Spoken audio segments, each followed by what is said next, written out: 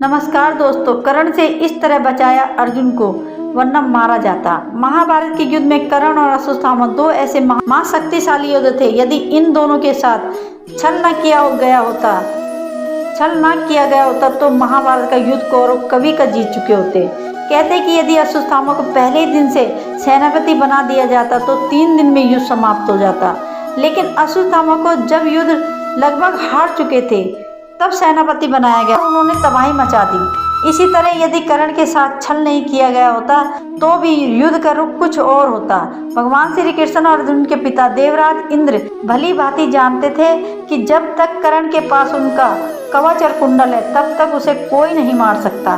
तब श्री कृष्ण की योजना के अनुसार देवराज इंद्र ने ब्राह्मण बनकर दानवीर कर्ण से दान में कवच और कुंडल मांग लिए। लेकिन कुछ मील दूर जाकर इंद्र का रथ भूमि में घस गया। तभी आकाशवाणी हुई, देवराज इंद्र, तुमने अपने पुत्र अर्जुन की जान बचाने के लिए छल पूर्वक कर्ण की जान खतरे में डाल दी है। अब यह रथ यहीं घसा रहेगा और तुम भी यहीं घस जाओगे। तब इंद्र ने आकाशवाणी से पूछा, इससे बचने का उपाय क्या है? तब आकाशवाणी ने कहा, अब तुम्हें दान दी गई वस्तु के बदले में बराबरी की कोई वस्तु देनी होगी।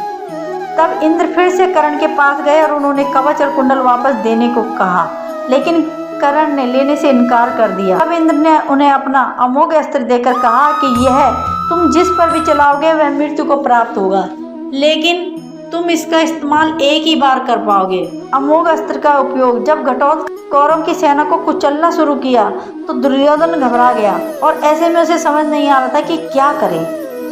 तब कृष्ण ने कर्ण से कहा कि आपके पास तो अमोघ अस्त्र है जिसके प्रयोग से कोई भी नहीं बच सकता, तो आप उसे क्यों नहीं चलाते हो?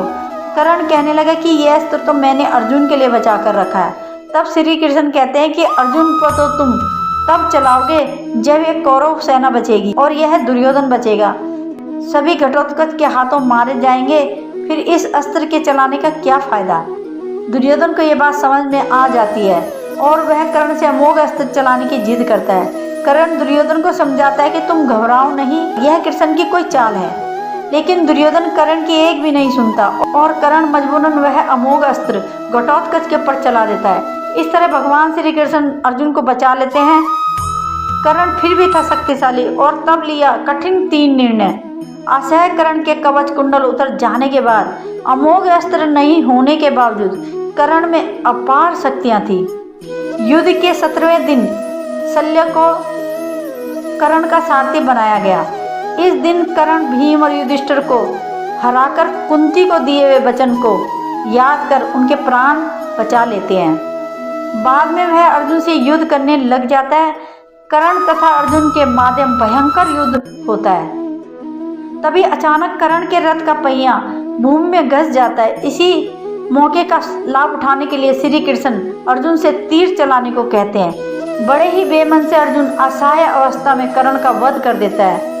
उसके बाद कौरव अपना उत्साह हार बैठते हैं, उनका मनोबल भी टूट जाता है। फिर शल्य प्रधान सेनापति बनाए जाते हैं, परंतु युधिष्ठिर भी उनको दिन के अंत तक मार देते हैं।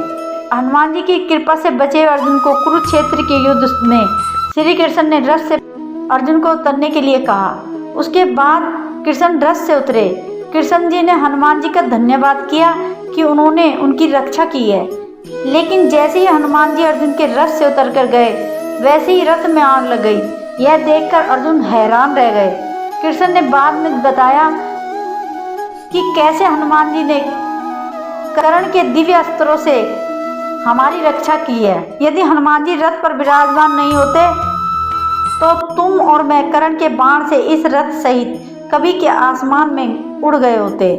तो दोस्तों, वीडियो अच्छी लगी हो तो वीडियो को लाइक, तो चैनल को सब्सक्राइब कर दीजिए और वीडियो को अंत तक देखने के लिए आपका बहुत बहुत धन्यवाद। और बेल आइकन को दबाना ना भूलें ताकि हर वीडियो का नोटिफिकेशन आपको सबसे पहले मिल सके। तो मिलते हैं ऐसी ही एक और फैक्ट वाली वीडियो में। तब तक अपना सब ख्याल रखिएगा। Thank you so much.